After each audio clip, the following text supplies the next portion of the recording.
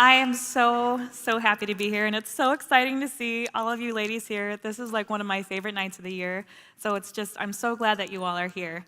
So like Kylie said, my name is Katelyn, and I've been married to my husband, Mike, for almost 15 years.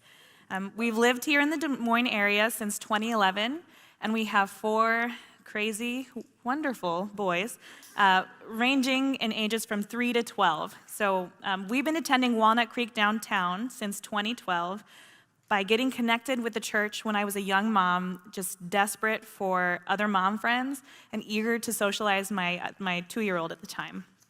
So it began when I met a mama at a park who invited me to a play group at the Walnut Creek Church in Windsor Heights. And there I met a solid group of women who would start me on the path to encountering the true gospel, and it completely just changed my life.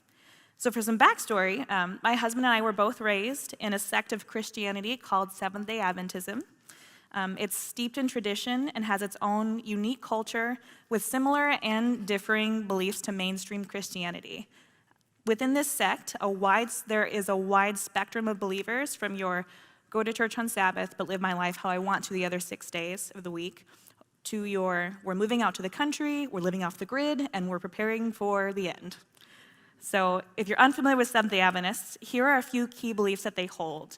They emphasize the importance of observing the Sabbath each week.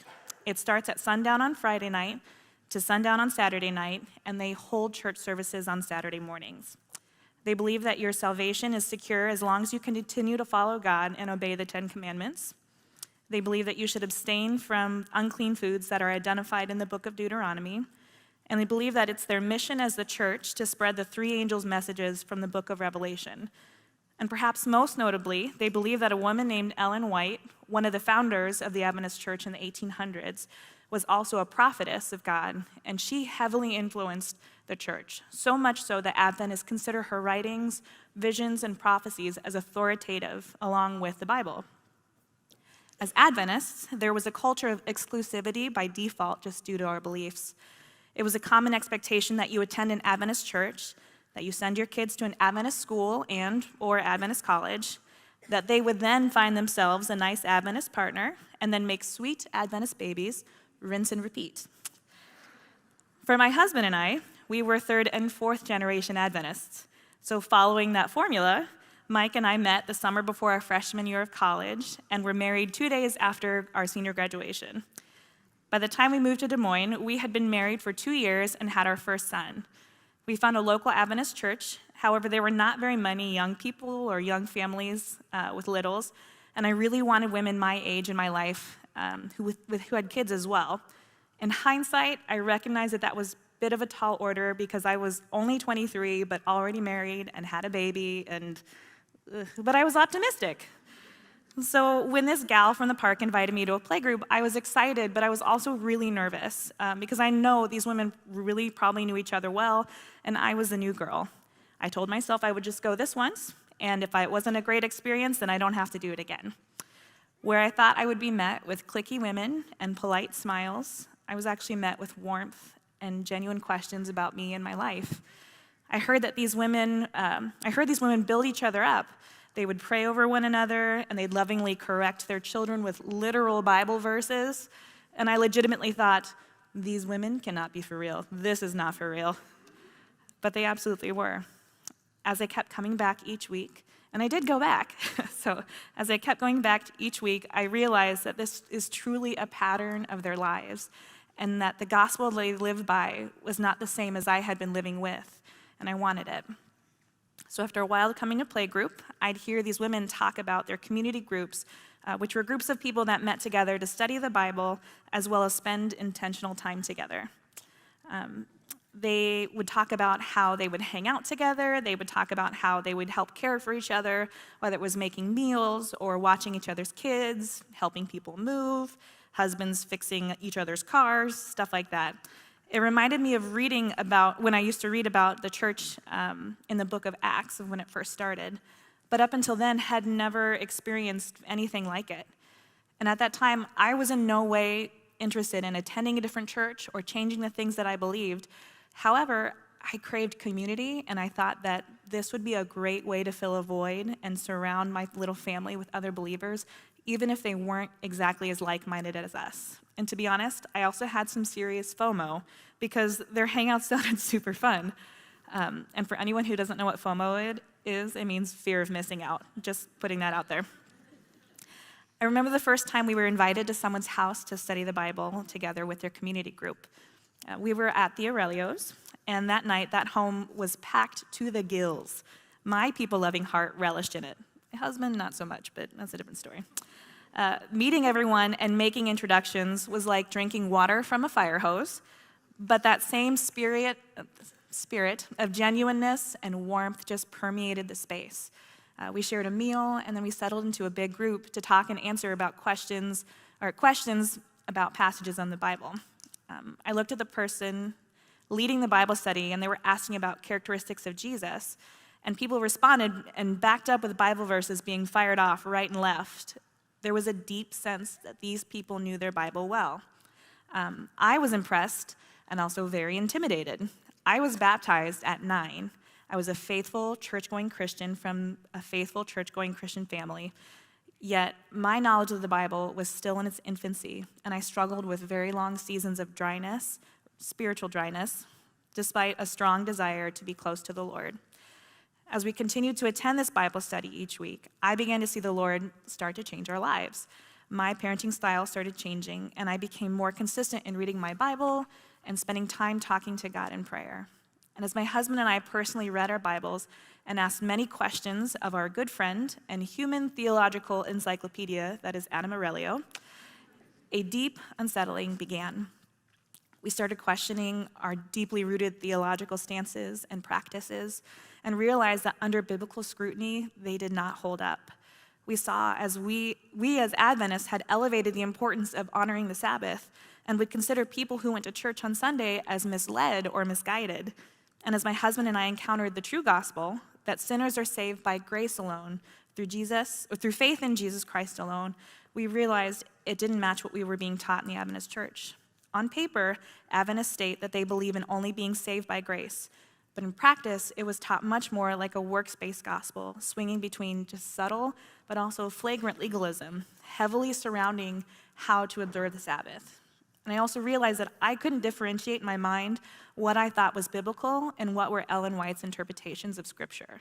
And this made me feel so uncomfortable because my childhood fear of being misled was actually a reality, and it made me second-guess everything I was taught growing up in the church.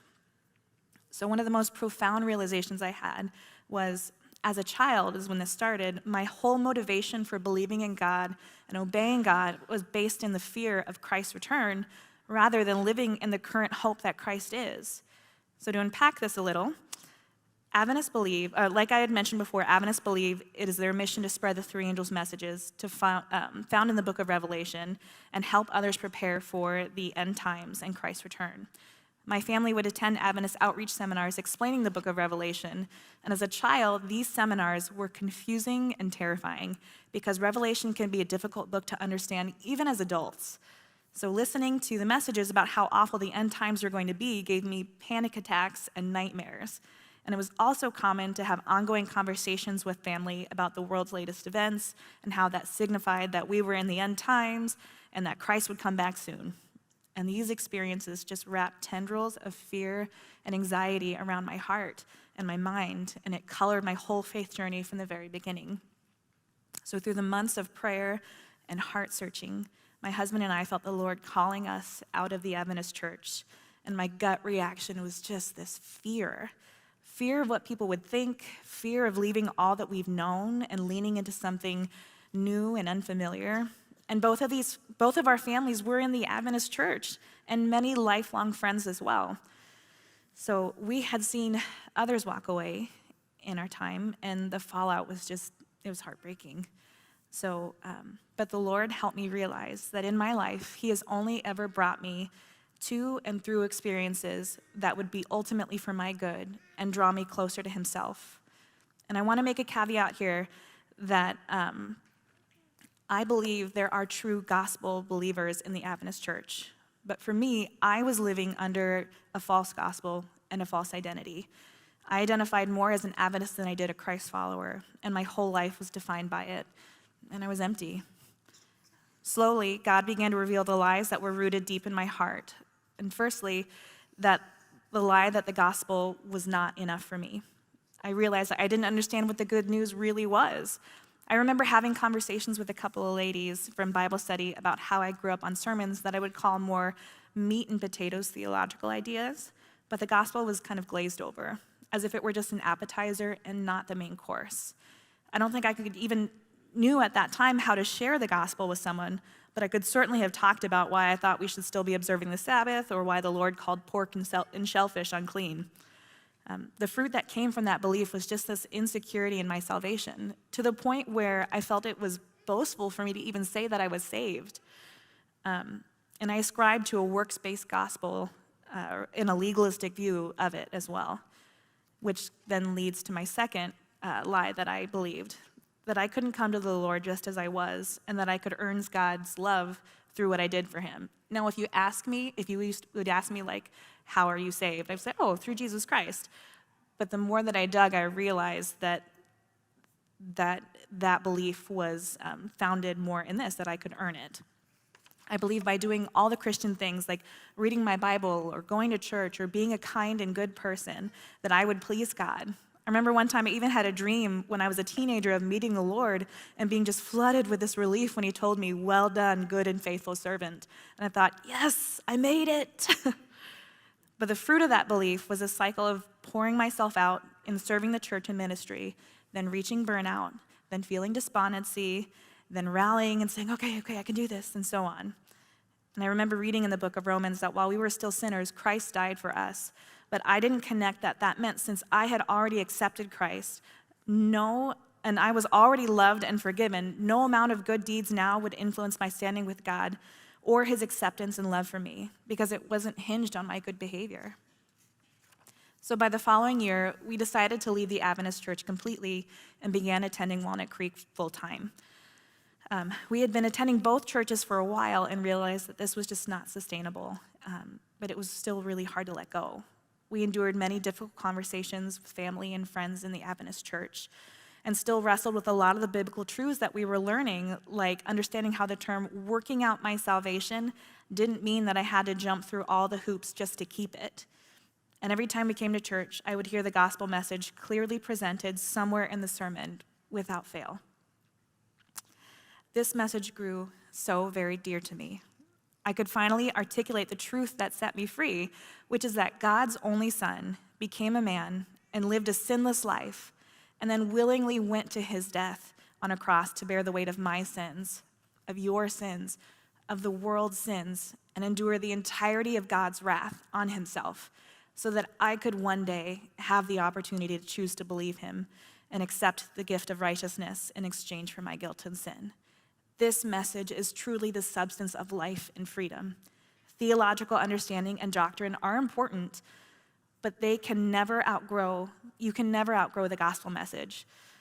And the more that I understood the gospel, the more I could understand and grapple with God's love itself. For the first time in my life, I felt true freedom.